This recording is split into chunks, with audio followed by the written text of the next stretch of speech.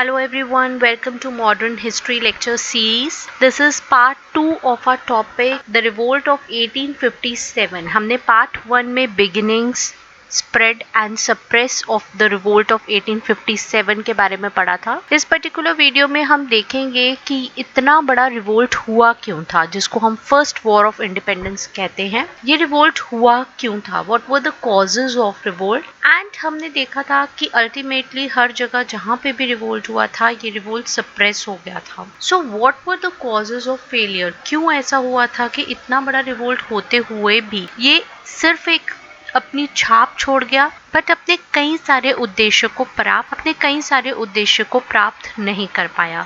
So what were the causes of failure of this revolt of 1857.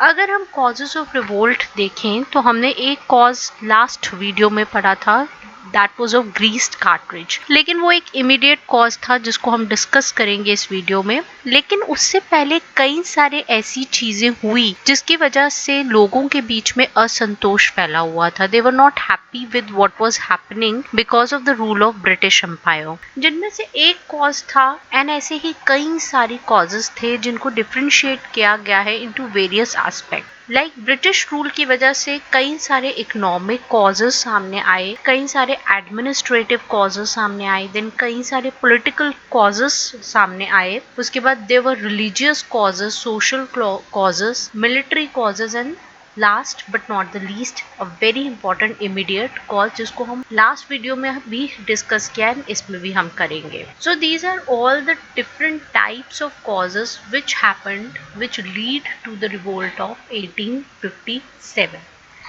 हम one by one in सभी causes को discuss करेंगे कि economic causes क्या थे जिसकी वजह से लोगों के बीच में असंतोष था, they were not happy, then administrative, then political. Like this we will cover all the types of causes. So first is what was the economic cause.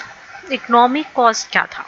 ये देखा गया है कि before the company rule India का, चाहे आप agriculture लो, चाहे आप इंडस्ट्रीज लो जो and trade low, India was flourishing. ये काफी अच्छा था इन सब में. भारत एक एग्रीकल्चरिस्ट कंट्री था एंड कई सारे सोर्सेस के अकॉर्डिंग भारत को सोने की चिड़िया भी कहा जाता था. There was a lot of wealth in India.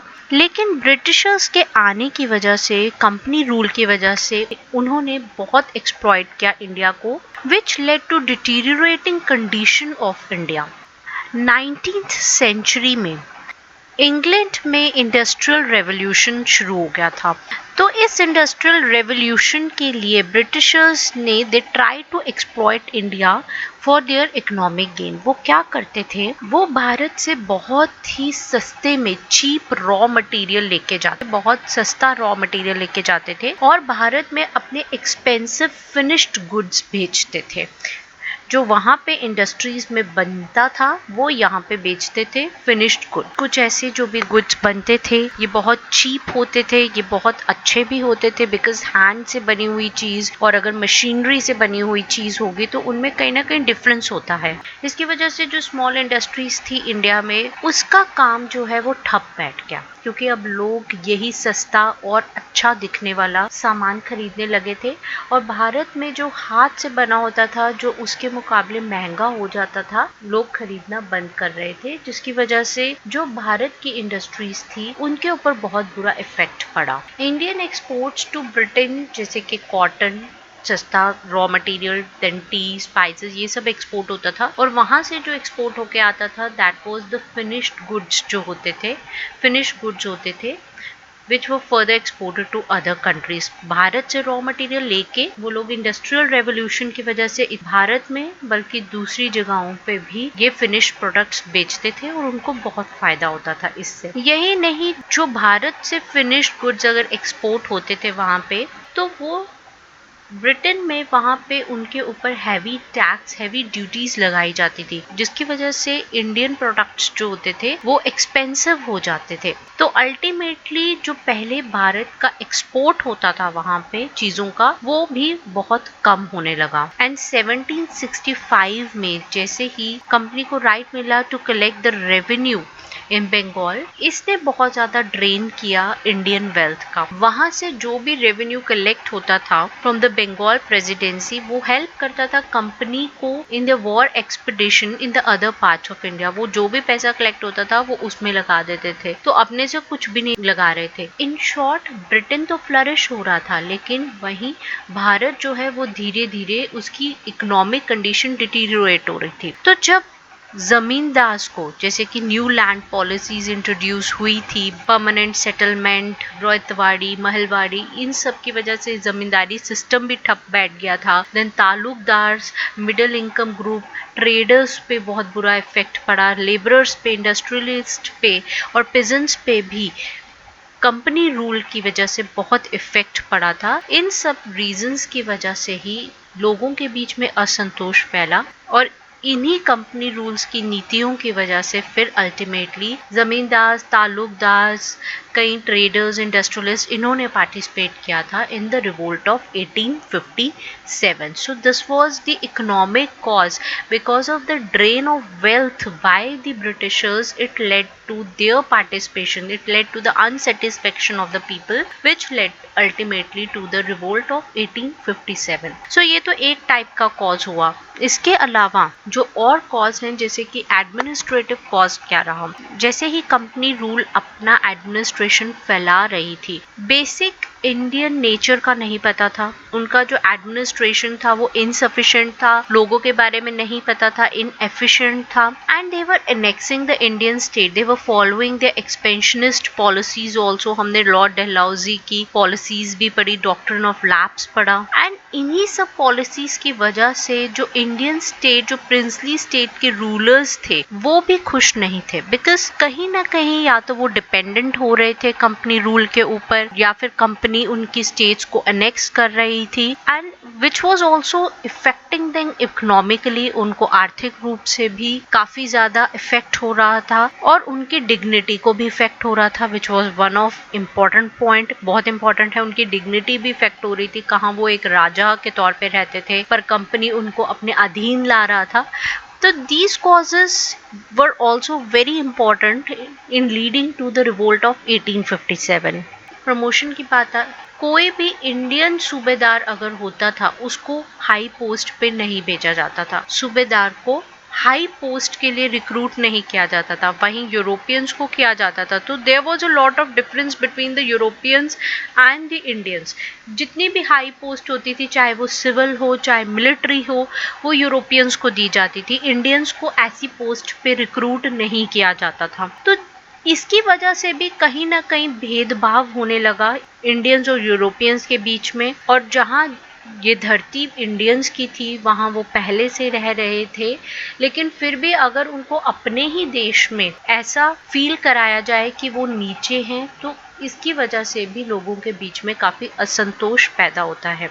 हालांकि एक चार्टर एक्ट आया था, चार्टर एक्ट ऑफ 1833, जिसमें रंग के आधार पे भेदभाव जो है उसे रोका जाएगा, लेकिन वो सिर्फ एक दिखावा ही था, ऐसे असलियत में नहीं हुआ, कोई रिक्रूटमेंट नहीं हुई। Even after annexing the states, फिर वहाँ पे पिजेंट्स के ऊपर हैवी टैक्स लगाया जाता था, कर लगाया जाता था, हैवी टैक्स ऑन पिजेंट्स की भी आर्थिक स्थिति खराब होने लगी। जिन जिन राज्यों को कंपनी एनेक्स करती थी उनके ऊपर हैवी टैक्स लगते थे। देन जो लैंड रेवेन्यू पॉलिसी है, ये बहुत इंपॉर्टेंट है। इसके अंतर्गत कई तरह के बंदोबस्त, स्थायी बंदोबस्त हो गया, रैयतवाड़ी हो गया, महलवाड़ी व्यवस्था, परमानेंट सेटलमेंट जिसको हम कहते हैं, permanent land settlement, then ryotwari and mahalwari, ये जितने भी system of land revenue system थे, इनकी वजह से पिजेंट्स का बहुत बुरा हाल हुआ, उनका शोषण हुआ और जमींदारी सिस्टम बहुत खराब हो गई। इवन 1832 में लॉर्ड डलहौजी ने एक इनाम कमीशन बिठाई बम्बई में, जिसके अंडर दक्कन रीजन में कोई 20,000 से ज्यादा जमींदारों की लैंड को जब्त कर लिया गया। इस तरह से अवध में भी कई तरह की ऐसी नीतियां अपनाई गई और इन्हीं सब एडमिनिस्ट्रेटिव कॉजेज, लैंड पॉलिसीज की वजह से, प्रमोशन ना होना हाई पोस्ट पे, इनएफिशिएंट एडमिनिस्ट्रेशन की वजह से लोग खुश नहीं थे and they participated in the revolt of 1857। उसके बाद जो कई सारे पॉलिटिकल कॉजेज थे, ब्रिटिश एक्सपेंशन तो कर रहे थे, हमने लॉर्ड डलहौजी की पॉलिसीज पढ़ी, लॉर्ड डलहौजी की doctrine of lapse policy, then Lord Wellesley की सब्सिडरी अलायंस पॉलिसी। हम ये पॉलिसीज को एक जब गवर्नर जनरल के एक टॉपिक को हम डिस्कस करेंगे, हम डिटेल में पढ़ेंगे।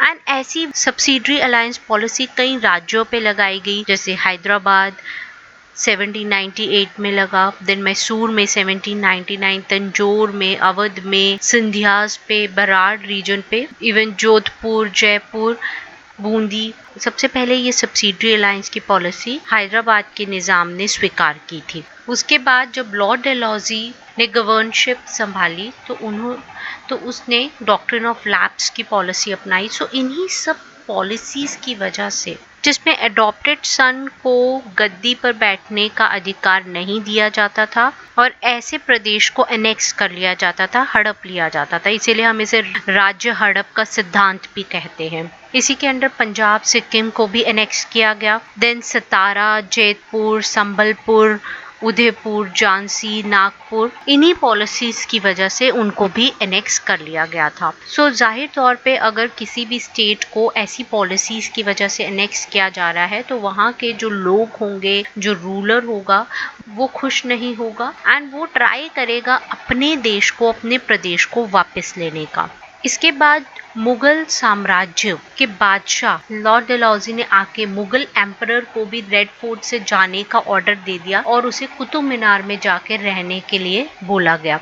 एंड ये भी एक तरह बिकॉज लोगों के मन में उनका एम्परर मुगल एम्परर ही था और अगर उनके रूलर को, अगर उनके राजा को इस तरह से बेइज्जत किया जाएगा तो उनके बीच में असंतोष फैलेगा। एंड लॉर्ड कैनिंग ने तो यहाँ तक डिक्लेयर कर दिया था कि जैसे ही बहादुर शाह की मृत्यु होगी उसके बाद मुगल बादशाह का जो पद होगा उसे समाप्त कर दिया जाएगा, दैट विल बी फिनिश्ड, और पैलेस और सब चीजें छीन ली जाएगी। ऐसी पॉलिसीज, ऐसी नीतियाँ जो थी, ऐसी नीतियाँ बहुत ज्यादा हार्मफुल रही बिकॉज कहीं ना कहीं मुगल सम्राट भारत के लोगों का लीडर था और इसीलिए जनता ने ये सोचा कि उनके नरेश का, उनके सम्राट का अपमान उनके खुद का अपमान है। और अंग्रेजों की इन्हीं नीतियों की वजह से ये पूरी आग फैलती गई जो रिवोल्ट ऑफ 1857 में ही खूब विराट रूप में सामने आई। सोशल एंड रिलीजियस कॉजेस में जैसे कि 1813 में क्रिश्चियन मिशनरीज को ये परमिशन नहीं थी कि वो भारत आएं, लेकिन 1813 के बाद क्रिश्चियन मिशनरीज को ये परमिशन मिल गई और उसके बाद बहुत सारी तादाद में, बहुत सारे नंबर में ऐसे क्रिश्चियन मिशनरीज भारत आए जिनका मेन टारगेट था that was to convert Hindus to Muslims. And company के ऐसे सपोर्ट में, ऐसे क्रिश्चियन मिशनरीज को जब उन्होंने सपोर्ट किया, इसकी वजह से लोगों के बीच में कहीं ना कहीं डर फैल गया। कंपनी का मेन उद्देश्य है उनके रिलीजन को नष्ट करना। और फिर रिलीजियस डिसेबिलिटीज एक्ट ने भी आग में घी का ही काम किया, जिसके अकॉर्डिंग क्या था, अगर कोई क्रिश्चियनिटी में कन्वर्ट हो जाता है, अगर कोई क्रिश्चियन बन जाता है, ईसाई धर्म में परिवर्तित हो जाता है, तो उन्हें अपनी पैतृक संपत्ति, फादर की जो भी प्रॉपर्टी होगी उसका हकदार माना जाएगा। साथ ही उन्हें नौकरी में भी प्रमोशन मिलेगी या शिक्षण संस्थाओं में भी प्रवेश मिल जाएगा और कई सारी सुविधाएं प्रदान की जाएंगी। इवन ऐसे रूमर्स भी थे कि लॉर्ड कैनिंग का मेन उद्देश्य जो है that was to convert Hindus into Christians. And इसी कन्वर्जन ऑफ क्रिश्चियनिटी की वजह से लोगों को अपने धर्म का नष्ट होना सामने नजर आ रहा था। इन कई सारे रिफॉर्म्स लाना इंडियन कस्टम्स में, हालांकि कुछ बहुत जरूरी थे जिन्होंने रिफॉर्म किया हिंदू कस्टम्स को, लेकिन लोगों को लग रहा था कि it is all to destroy their religion. So इन्हीं सब रीजंस की वजह से लोग काफी असंतोष में थे। लोगों को डर था कि उनका रिलीजन अल्टीमेटली खत्म हो जाएगा। देन मिलिट्री कॉज भी एक इम्पॉर्टेंट कॉज रहा। सबसे पहले तो बहुत ज्यादा डिफरेंस होता था सैलरीज में, जो इंडियन सोल्जर्स होते थे और जो यूरोपियन सोल्जर्स होते थे। दो गुट में पूरी सेना बटी हुई थी, Indian soldiers and European soldiers. European soldiers को सैलरीज भी ज्यादा मिलती थी, फैसिलिटीज भी ज्यादा मिलती थी, और वहीं इंडियन सोल्जर्स के साथ भेदभाव होता था। इवन उनकी प्रमोशन भी हाई रैंक पे नहीं होती थी। सिपाही होते थे, उनको डिस्टेंट प्लेसेस पे रिक्रूट किया जाता था, लेकिन कोई एक्स्ट्रा अलाउंस उनको नहीं मिलता था। यूरोपियन ऑफिसर्स भेदभाव की नजर से ही इंडियन सिपाहियों को देखते थे। इंडियन सिपाहियों को प्रमोशन नहीं मिलती थी जैसे यूरोपियंस को मिलती थी, यूरोपियन सोल्जर्स उनके साथ के यूरोपियन सोल्जर्स को। इसकी वजह से भी वो असंतोष में थे और उन्होंने पार्टिसिपेट किया था इन द सिपाही म्यूटनी। देन एक बहुत इंपॉर्टेंट पॉइंट है यहाँ पे general service enlistment act. General service enlistment act 1856 के अकॉर्डिंग क्या था, ये लॉर्ड कैनिंग की सरकार ने निकाला था। इसके अकॉर्डिंग ये था कि बंगाल की सेना के सभी सैनिकों को, सब सोल्जर्स को ये स्वीकार करना होगा कि जहां भी उनकी आवश्यकता होगी वे वहीं पे अपना काम करेंगे, वहीं पे वो रिक्रूट होंगे, वहीं पे कार्य करेंगे। और ये काफ़ी ज़्यादा असंतोष था बंगाल के सोल्जर्स के लिए। दे वर नॉट हैप्पी। यही नहीं, 1854 में जो फ्री पोस्टेज की फैसिलिटी सिपाही को मिलती थी वो भी बंद कर दी गई। इसी वजह से कई तरह के विद्रोह हुए। लॉर्ड डलहौजी के समय पे ही 3 सैनिक विद्रोह हुए। 1806 से लेके 1856 तक कई ऐसे मौके आए जिसमें भारतीय सैनिकों ने अंग्रेजों के इस व्यवहार की वजह से इसके विरुद्ध उन्होंने विद्रोह करे। विल्लौर का विद्रोह हुआ 1806 में, जो एक विशेष प्रकार की पगड़ी पहनने के ऊपर था। पगड़ी पहनना, दाढ़ी मुंडवाना, तिलक ना लगाना, ऐसे ऑर्डर्स के विरोध में 1806 में विल्लौर में ऐसा विद्रोह हुआ। 1824 में बैरकपुर में विद्रोह हुआ जो रंगून जाने के प्रश्न पे था। 1830 में शोलापुर में, 1842 में हैदराबाद में, और ऐसे कई विद्रोह पहले ही आर्मी में हुए। लेकिन जो इमीडिएट कॉज कहा जाता है वो भी सिपाही म्यूटनी से ही रिलेटेड है। वो था introduction of the Enfield rifles, जिसमें एक विशेष प्रकार की ग्रीज्ड कार्ट्रिजेस यूज की जाए। और रूमर्स थे, ऐसा कहा जाता था, जो उसके ऊपर पेपर है उस पे जो फैट है that was the fat of cow and pig which was against the religion of both Hindus and Muslim. क्योंकि कारतूस को लगाने से पहले उसे दांत से खींचना पड़ता था और गाय और सुअर की चर्बी की वजह से ये दोनों ही हिंदू और मुस्लिम के रिलीजन के विरुद्ध था। सबसे पहले ऐसे राइफल्स को यूज किया गया दमदम, अंबाला, सियालकोट में। उसके बाद जनवरी में ऐसे कारतूसों की खबर बंगाल तक फैल गई, जिसकी वजह से बैरकपुर में अशांति फैली। बैरकपुर के बाद फिर बहरामपुर में ये बात फैली। वहां पर भी सिपाहियों ने ऐसे कारतूसों को यूज करने से इनकार किया। उस टाइम पे गवर्नर जनरल थे लॉर्ड कैनिंग, जिसके टाइम पे ऐसे कारतूस इंट्रोड्यूस हुए थे। बहरामपुर ये रीजन कलकत्ता से थोड़ी ही दूरी पे है। फिर 29 मार्च जो कि एक इम्पॉर्टेंट डे है 1857, एक इम्पॉर्टेंट घटना घटी बैरकपुर में, जहां पे मंगल पांडे नाम के एक सिपाही ने चर्बी युक्त ऐसे कारतूसों को इस्तेमाल करने से इनकार कर दिया। और ना ही सिर्फ इनकार किया बल्कि अपने अंग्रेज अधिकारी सर्जेंट ह्यूसन और लेफ्टिनेंट बाग को गोली मारकर उनकी हत्या कर दी। और कोर्ट के आदेश के बाद 8 अप्रैल 1857 को मंगल पांडे को फांसी दे दी गई थी। और उसके बाद जब म्यूटनी मेरठ में हुई, जहाँ पे कुछ सैनिकों ने इनकार किया, जहाँ पर भी सोल्जर्स ने ऐसे कारतूसों को इस्तेमाल करने से मना किया, और 10 मई 1857 को मेरठ स्थित एक छावनी में पैदल टुकड़ी ने एक खुला विद्रोह कर दिया। और जिसके बाद अजीमुल्ला एंड नाना साहिब ने मिलकर विद्रोह की योजना बनाई। 31 मई 1857 को क्रांति का दिन निर्धारित किया और यहीं से इन्होंने सभी विद्रोहियों को साथ लेकर दिल्ली की ओर प्रस्थान करने की योजना बनाई और यहाँ से शुरू हुआ 1857 का विद्रोह.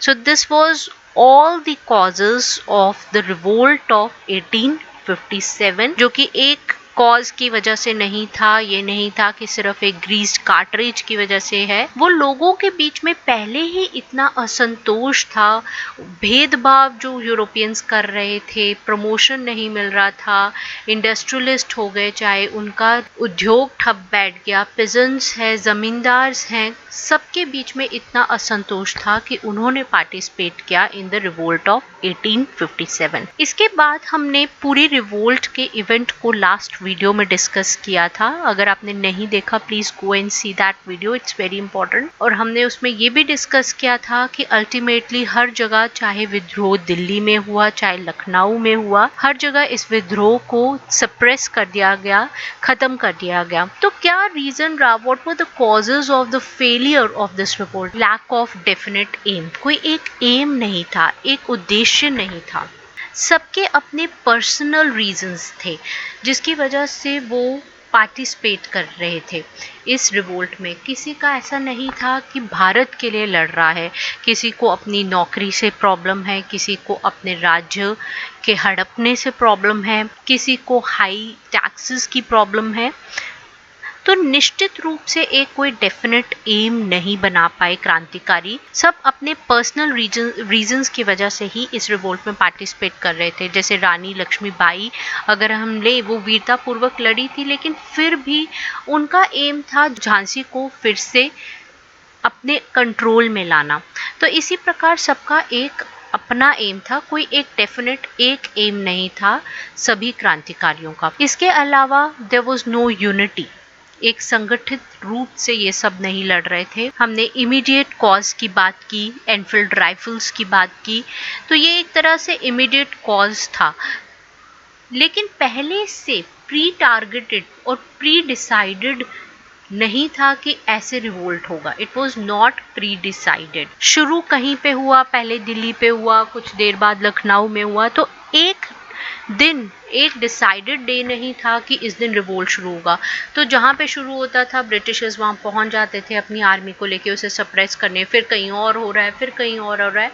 तो एक तरह से यूनिटी नहीं थी कि सब जगह एक साथ हो, जिसे कंपनी को काफ़ी प्रॉब्लम हो उसे सप्रेस करने की. तो there was lack of unity. उसके अलावा लैक ऑफ पब्लिक सपोर्ट की बात कर रहे हैं.